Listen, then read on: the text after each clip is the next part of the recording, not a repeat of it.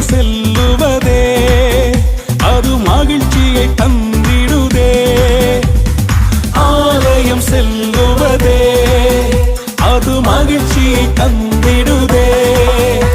என் சபையுடனே உம்மை துதித்திடவே கிருபையும் கிடைத்திட்டதே.